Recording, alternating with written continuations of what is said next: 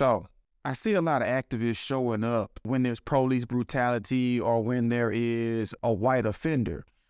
But I don't really see these activists and protesters and all of these things. They never show up when the actual offender is black and the victim is black. So my question is, like she said, do black lives only matter when the offender is white? The news never shows when there's a mass shooting by a black person against black people. They never show up. They're never out there protesting, saying all these things that they say when a white person is offending a black person. So I think we need to hold ourselves accountable before we start attacking other people. And yes, we know these things are going on. Yes, we know there is racism and all of these things, but before we start attacking other people for the things that they're doing, why don't we start attacking our own people? We're not really attacking, because I don't want y'all to take that the wrong way. Why don't we start holding our own people accountable for the things that they're doing before we start blasting other people for the things that they're doing against us? It makes sense. You do see that when something tragic happens, that it is on, example, George Floyd, like all of those that are highlighted, right? Saying all these places. So all of this is highlighted.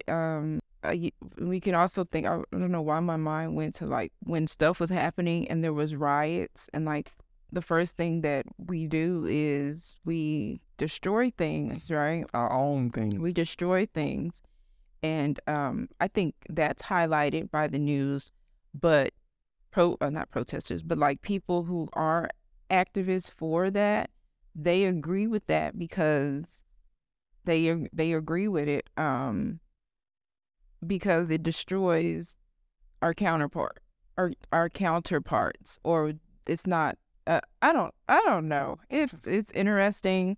I'm not gonna say it destroys our counterparts, but I think it just takes away responsibility of us not holding responsibility for ourselves, because it's easy to point the finger at someone who has in the past oppressed us, like really legit oppressed us, but we have moved forward from that, or we're trying to move forward. And so I guess the big question is, why do we want to stay in that victim mentality and only blame other people? Yeah. Because if you do look at statistics, if you go Google numbers, it's just simply by the numbers, because I didn't believe it when people were saying it at first. And it took me a long time to come to terms with it, that when you do go look at the numbers, that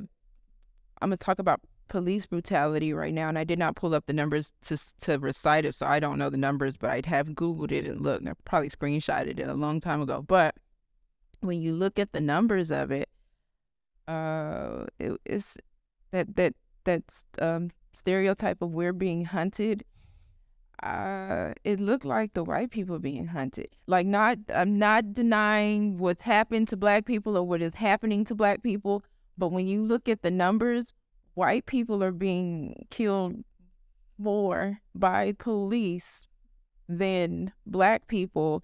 And you don't see, do they have activists? Like, do they have activists who are coming out and saying, you need to not do it? Yeah.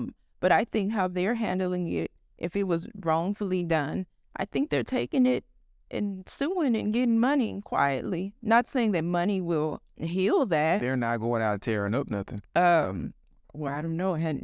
Or the news is not showcasing it. Yeah. You understand? You get what I'm saying? So we're showcasing it because we want to be heard. And I think we do need to be heard, because guess what?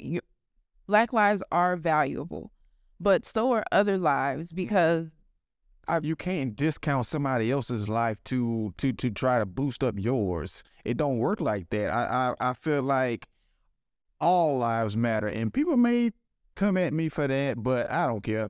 It is what it is. But it is true, because I will always go back to, and I know some folks will disagree with this, we were all made in God's image. Like, we may not all be the same color, but there's a reason for that. Absolutely. So we're not all going to be the same. And if we were all the same color, there would still be some type of discrimination. There would still be something that you did. There would still be something that you don't like about me. There will still be something that, there's something wrong with you. How do I set myself apart? And I think that we're setting ourselves apart, which is a good thing, but in the way that we're doing it, it's not a smart move. It's not a smart move. We blame government, and I'm not saying government does not have a hand in it. They do. They absolutely do. They do. But we blame them. Like, if you look at the full circle, and then that's why it's like our mindsets have to change, and we have to help each other. We have to do something for us. We need to start calling out the foolishness that we do against each other. And I think we also need to stop regurgitating everything we hear somebody else say.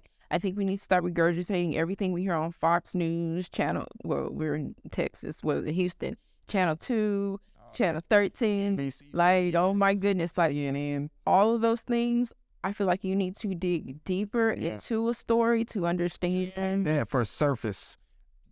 Everything that you hear on the news, you definitely need to look a little deeper, because at the end of the day, all of these news outlets, they have an agenda. They're trying to push something. You need to figure out what they're trying to push, so you know what information you need to go after to counteract whatever they're trying to push. And you won't be out here, like you say, regurgitating all of this food.